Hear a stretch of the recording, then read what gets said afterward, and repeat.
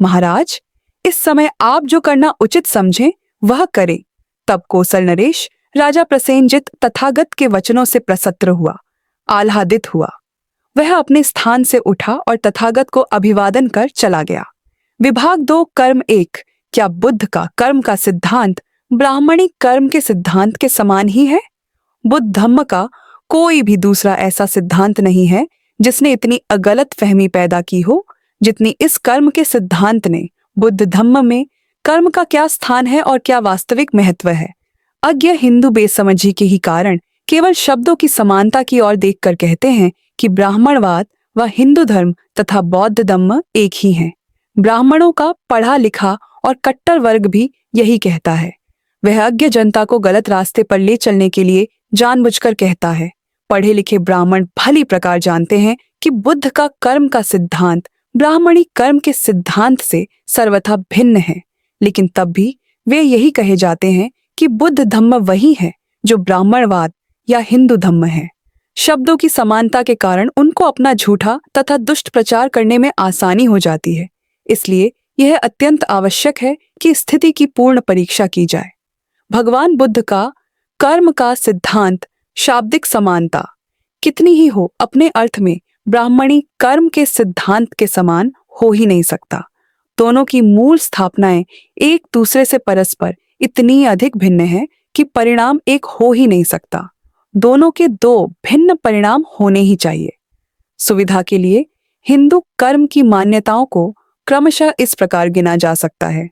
हिंदू कर्म का सिद्धांत आत्मा की मान्यता पर निर्भर करता है, बौद्ध नहीं, क्योंकि बौद्ध धम्म में तो आत्मा है ही नहीं। ब्राह्मणी कर्म का सिद्धांत वंशानुगत है। यह एक जन्म से दूसरे जन्म तक चलता रहता है। यह इसलिए क्योंकि आत्मा का संसरण होता है। कर्म के बौद्ध सिद्धांत के बारे में यह भी बात सत्य नहीं है। यह भी इसीलिए कि बौद्ध धम्म में आत्मा नहीं है। कर्म का हिंदू सिद्धांत शरीर से पृथक एक आत्मा पर आधारित है। शरीर मरता है तो आत्मा उसके साथ नहीं मरता, आत्मा फुरे से उड़ जाता है। कर्म के बौद्ध सिद्धांत के बारे में यह बात भी सच नहीं है। कर्म के हिंदू सिद्धांत के अनुसार जब आदमी कोई कर्म करता है तो उसके कर्म के 2 परिणाम होते हैं। एक तो उस कर्म से वह करने वाला प्रभावित होता है, दूसरे उस कर्म का उसके आत्मा पर प्रभाव पड़ता है। वह जो भी कर्म करता है उसके आत्मा पर उसका प्रभाव पड़ता ही है। जब आदमी मरता है और जब आत्मा उसका शरीर छोड़कर निकल भागती है या निकल भागता है तो आत्मा उन संस्कारों से संस्कृत रहता है। यह संस्कार ही है जो उसके भावी जन्म और स्थिति का निर्णय करते हैं।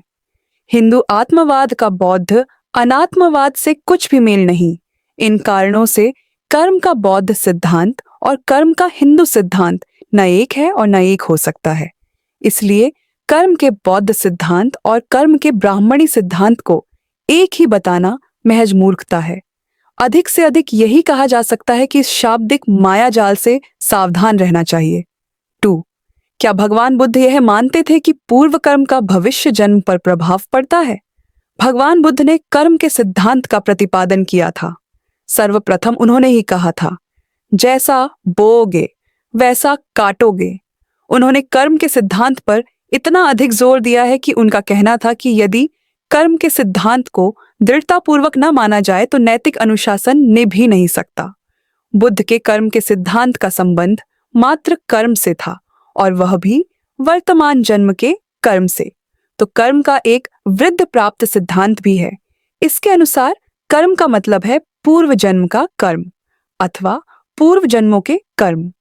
यदि आदमी का जन्म गरीब परिवार में हुआ है तो यह उसके पूर्व जन्म के बुरे कर्म का परिणाम है। यदि एक आदमी धनी घर में पैदा हुआ है तो यह उसके पूर्व जन्म के अच्छे कर्मों का परिणाम है। यदि किसी में कोई जन्मजात दोष है तो इसका कारण उसके पूर्व जन्म का बुरा कर्म है। यह एक बड़ा ही खतरनाक सिद्धांत है, क्योंकि यदि कर्म की यह व्याख्या स्वीकार कर ली जाए तो मानव प्रयास के लिए कहीं कुछ गुंजाइश नहीं रह जाती।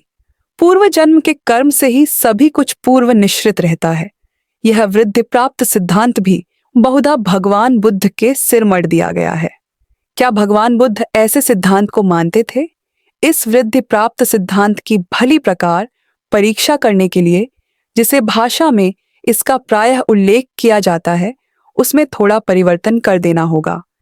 यह कहने की बजाय कि पूर्व जन्म के कर्म का संसरण होता है, हम यह कहें कि पूर्व जन्म का कर्म वंश परंपरा से प्राप्त होता है। इस भाषा के परिवर्तन से हम वंश परंपरा के कानून के अनुसार इसकी परीक्षा कर सकते हैं।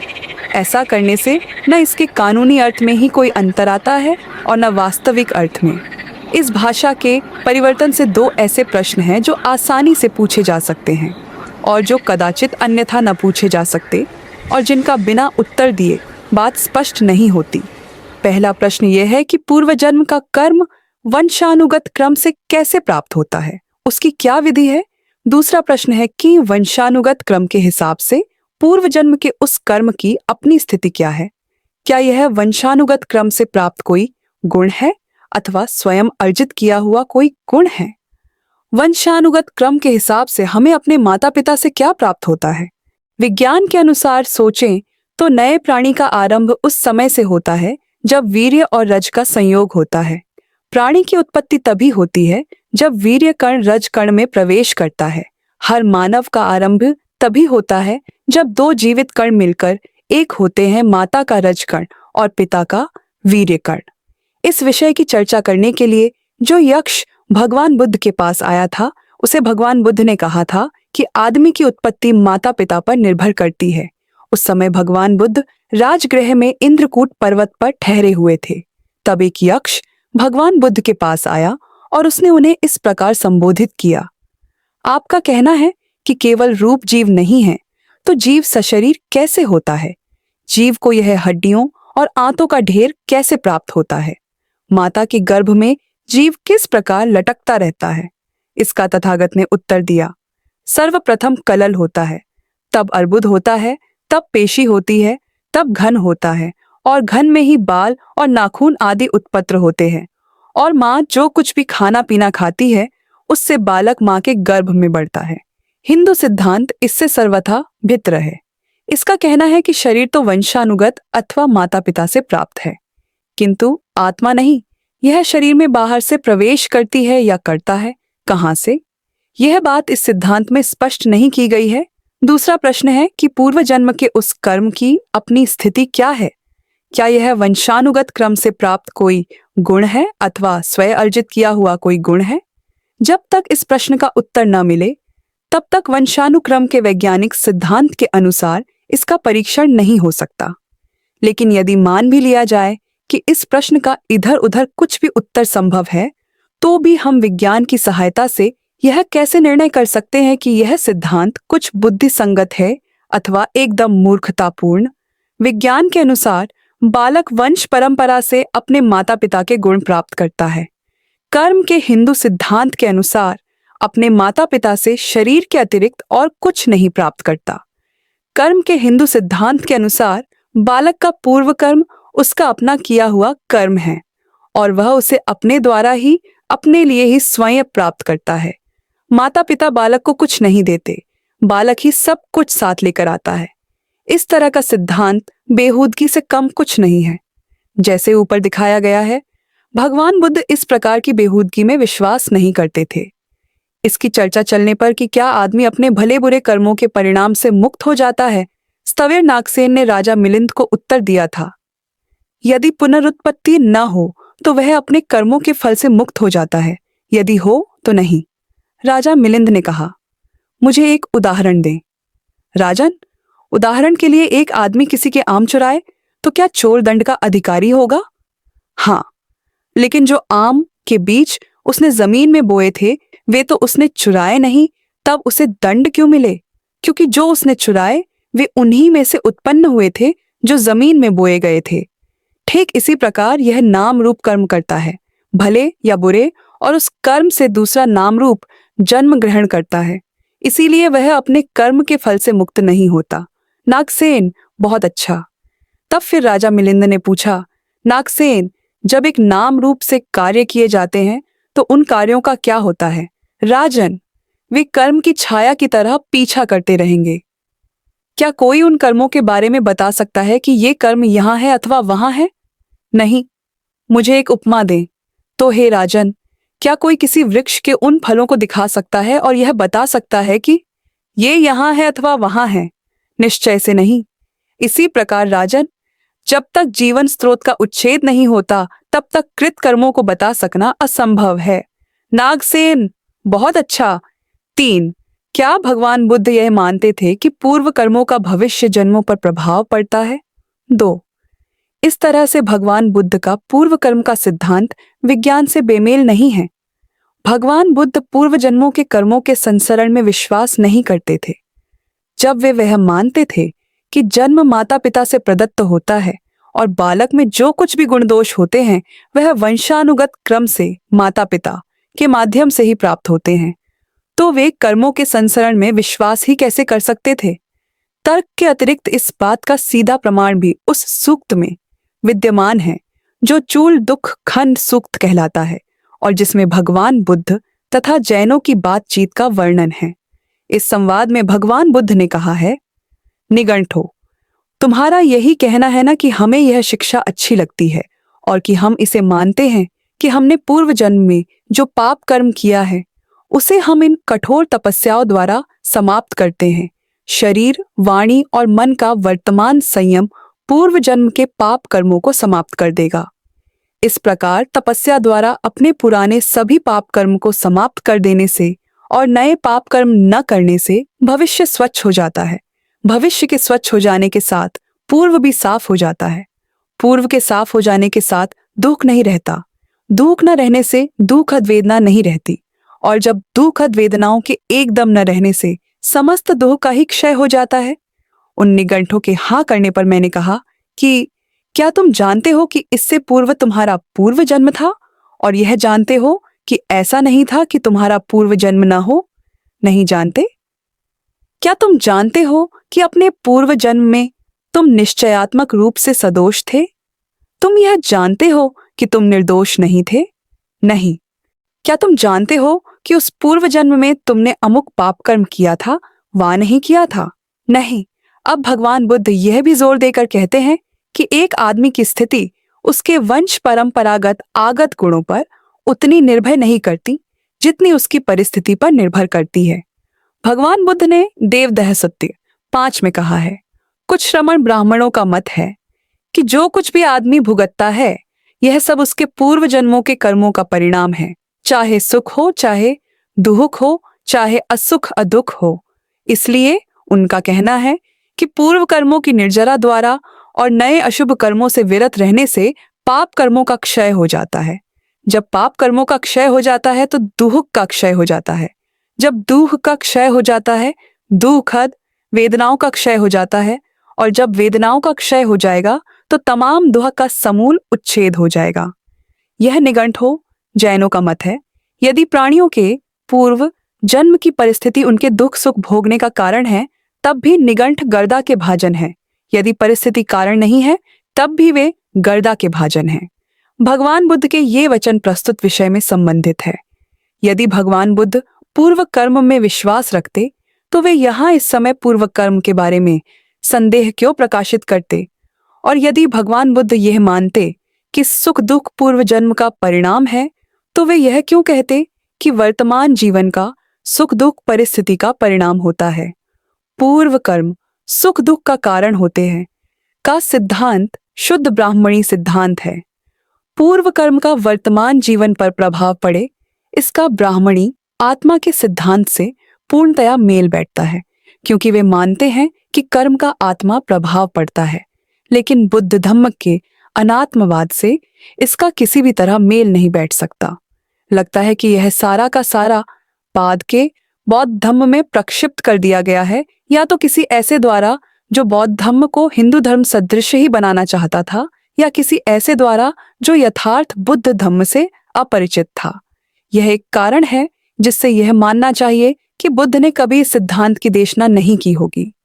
एक दूसरा और अधिक सामान्य कारण भी है जिससे यह मानना चाहिए कि भगवान बुद्ध कभी इस सिद्धांत की देशना नहीं कर सकते थे। भावी जन्म के संचालक के रूप में पूर्व जन्म को स्वीकार करने के हिंदू सिद्धांत का आधार अन्यायपूर्ण है। इस प्रकार के सिद्धांत का आविष्कार करने का आखिर क्या प्रयोजन हो सकता था? इसका एक ही उद्देश्य हो सकता है कि राज्य अथवा समाज को गरीबों और दरिद्रों की दुर्वस्था की जिम्मेदारी से सर्वथा मुक्त कर दिया जाए। अन्यथा इस प्रकार के अत्याचारपूर्ण तथा बेहुदा सिद्धांत का कभी आविष्कार न होता।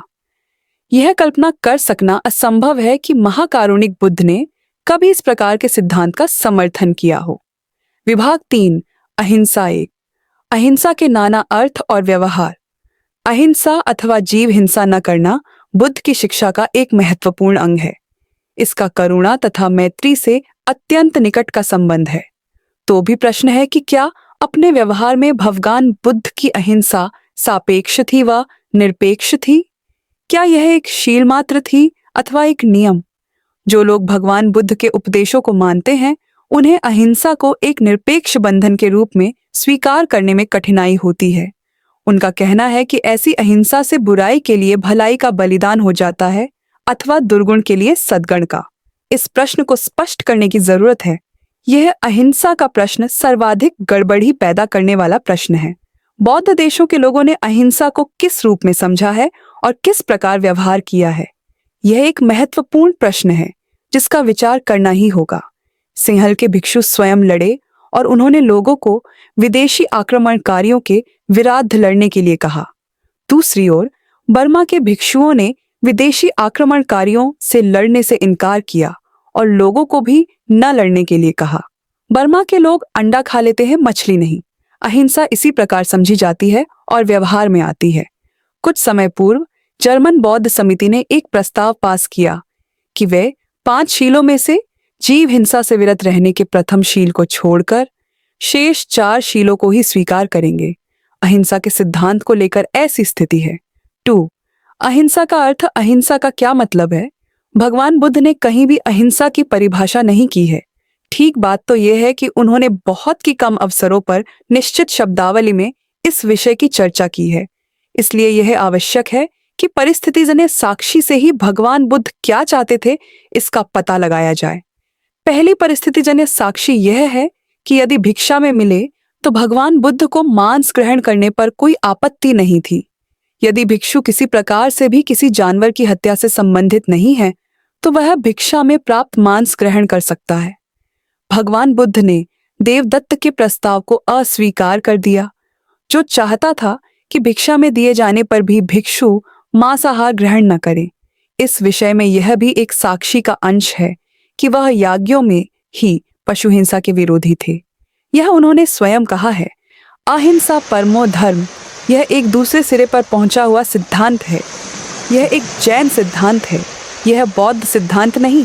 एक और साक्षी है जो परिस्थिति जन्य साक्षी की अपेक्षा सीधी साक्षी है और जो एक प्रकार से अहिंसा की परिभाषा ही है। उन्होंने कहा है, सबसे मैत्री करो ताकि तुम्हें किसी प्राणी को मारने की आवश्यकता न पड़े। यह अहिंसा के सिद्धांत के कहने का स्वीकारात्मक ढंग है। इससे ऐसा लगता है कि अहिंसा का बौद्ध सिद्धांत यह नहीं कहता कि मारो नहीं, बल्कि यह कहता है कि सभी प्राणियों से मैत्री रखो। उक्त कथनों के प्रकाश में यह समझ सकना कठिन नहीं है कि अहिंसा से भगवान बुद्ध का क्या अभिप्राय था। यह एकदम स्पष्ट है कि भगवान बुद्ध जीव हत्या करने की चेतना और जीव हत्या करने की आवश्यकता में भेद करना चाहते थे। जहां जीव हत्या करने की आवश्यकता थी, वहां उन्होंने जीव हत्या करना मना नहीं किया। उन्होंने वैसी जीव हत्या को मना किया जहां केवल जीव हत्या की चेतना है। इस तरह समझ लेने पर अहिंसा के बौद्ध सिद्धांत में कहीं कुछ गड़बड़ी नहीं है। यह एक 16 आने पक्का स्थिर नैतिक सिद्धांत है जिसका हर किसी को आदर करना चाहिए। इसमें कोई संदेह नहीं कि उन्होंने इस बात का निर्णय व्यक्ति पर ही छोड़ दिया है कि जीव हत्या की आवश्यकता है व नहीं। व्यक्ति के अतिरिक्त और किस पर यह निर्णय छोड़ा भी जा सकता था। आदमी के पास प्रज्ञा है और उसे इसका उपयोग करना चाहिए। एक नैतिक आदमी पर यह भरोसा किया जा सकता है कि वह सही विभाजक रेखा खींच सकेगा। ब्राह्मणी धर्म में जीव हिंसा करने की चेतना है, जैन धर्म में जीव हिंसा न करने की चेतना है। भगवान बुद्ध का सिद्धांत उनके मध्यम मार्ग के अनुरूप है। इसी बात को दूसरे शब्दों में कहा जाए तो भगवान बुद्ध ने शील प्रिंसिपल और विनय इश्क नियम रूल में भेद किया है। उन्होंने अहिंसा को नियम नहीं बनाया, उन्होंने इसे जीवन का एक पथ माना है। इसमें कोई संदेह नहीं कि ऐसा करके भगवान बुद्ध ने बड़ी ही प्रज्ञा सहगत बात की है। एक शील, प्रिंसिपल, तुम्हें कार्य करने के लिए स्वतंत्र छोड़ता है। एक नियम, रूल, स्वतंत्र नहीं छोड़ता। या तो तुम नियम को तोड़ते हो या नियम तुम्हें तोड़ डालता है। विभाग 4, संसरण आत्मा का एक शरीर से दूसरे शरीर में जाना। भगवान बुद्ध ने पुनर्जन्म की देशना की है, किंतु भगवान बुद्ध ने यह भी कहा है कि संसरण नहीं है। ऐसे लागों की कमी नहीं थी जो भगवान बुद्ध पर यह दोषारोपण करते थे कि वे दो परस्पर विरोधी सिद्धांतों की देशना करते हैं। आलोचक प्रश्न करते थे, बिना संसरण के पुनर्जन्म हो ही कैसे सकता है? वे कहते थे, यह बिना संसरण के पुनर्जन्म की बात है। भला क्या कभी यह संभव है? इसमें कहीं कुछ भी विरोध नहीं है। बिना संसरण के पुनर्जन्म हो सकता है। राजा मिलिंद के प्रश्नों के उत्तर में भदंत नागसेन ने इसे अच्छी तरह समझा दिया है। बेनकट्रिया नरेश मिलिंद ने स्थविर नागसेन से प्रश्न किया, क्या भगवान बुद्ध पुनर्जन्म संसरण मानते थे? स्थविर नागसेन का उत्तर था, हाँ। तो क्या इसमें परस्पर विरोध नहीं? नागसेन, नहीं। क्या बिना आत्मा के पुनर्जन्म संभव है? स्थविर नागसेन बोले, हाँ, ऐसा निश्चय से हो सकता है। कृपया समझाएं कि यह कैसे हो सकता है। राजा बोला, नागसेन, जहां संसरण नहीं है, क्या वहां पुनर्जन्म हो सकता है? शादो, हाँ, हो सकता है, लेकिन यह कैसे हो सकता है? मुझे एक उदाहरण देकर समझाएं। राजन, यदि एक आदमी एक दीपक से दूसरा दीपक जलाए तो क्या यह कहा जाएगा कि एक का संसरण दूसरी जगह हो गया? और निश्चय से नहीं। राजन, इसी प्रकार बिना संसरण के पुनर्जन्म होता है। मुझे एक और उदाहरण दें। महाराज, क्या आपको कोई छंद, कविता का चरण याद है जो आपने बचपन में अपने आचार्य से सीखा हो? हाँ, मुझे याद है। तो क्या वह छंद आपके आचार्य के मुंह में से निकलकर आपके मुंह में आया? निश्चय से नहीं। राजन, इसी प्रकार बिना संसरण के पुनर्जन्म होता है। नागसेन, बहुत अच्छा। राजा बोला, नागसेन, क्या आत्मा जैसी कोई चीज है? यथार्थ दृष्टि से सोचा जाए तो आत्मा जैसी कोई वस्तु नहीं है। नागसेन, बहुत अच्छा। विभाग 5, गलतफहमी के कारण तथागत बुद्ध ने जो उपदेश दिए वे श्रोताओं द्वारा सुने जाते थे, जो कि अधिकांश में भिक्षु थे। किसी भी विषय में भगवान बुद्ध का क्या कहना था, उसे जनसाधारण तक पहुंचाने वाले भिक्षुगण ही थे। लेखन कला अभी विकसित नहीं हुई थी। जो कुछ सुनते थे वह भिक्षुओं को कंठ कर लेना होता था। प्रत्येक भिक्षु जो वह सुनता था उसे कंठ करने की चिंता न करता था। लेकिन कुछ भिक्षु थे जिन्होंने कंठस्थ करना अपना काम ही बना लिया था। वे भाणक कहलाते थे। बौद्ध त्रिपिटक और उसकी अट्ठकथाएं समुद्र की तरह विशाल हैं। उन्हें कंठस्थ कर सकना सचमुच एक बड़ी असाधारण बात थी। एक से अधिक बार ऐसा हुआ है कि भगवान बुद्ध ने जो कुछ कहा उसकी रिपोर्ट ठीक नहीं हुई। भगवान बुद्ध के जीवन काल में ही कई बार उनके वचनों की अगलत रिपोर्ट की बात उन तक पहुंची थी। उदाहरण के तौर पर ऐसे 5 अवसरों का उल्लेख किया जा सकता है। एक उल्लेख तो अलगदपम सुत्त में आया है, दूसरा महाकम्म विभंग सुत्त में, तीसरा कन्नकट्ठल सुत्त में, चौथा महातन्हा संख्य सुत्त में, 5वां जीवक सुत्त में। शायद इस तरह के और भी अनेक अवसर आए हों जब तथागत के वचनों की ठीक रिपोर्ट न हुई हो, क्योंकि हम देखते हैं कि भिक्षु भी भगवान बुद्ध के पास गए हैं और प्रश्न किया है कि ऐसी परिस्थिति में उन्हें क्या करना चाहिए। कर्म और पुनर्जन्म के बारे में जब जब गलत रिपोर्ट हुई है उसके अनेक अवसर हैं। इन सिद्धांतों को ब्राह्मणी धर्म में भी स्थान प्राप्त है। इसलिए भाणकों के लिए अपेक्षाकृत सुगम था कि वह बौद्ध धम्म में ब्राह्मणी धर्म की भी खिचड़ी पका दें। इसलिए त्रिपिटक में भी जो बुद्ध वचन करके माना गटग है, उसे भी बुद्ध वचन स्वीकार करने में बड़ी सावधानी की आवश्यकता है। लेकिन इसकी एक कसौटी विद्यमान है।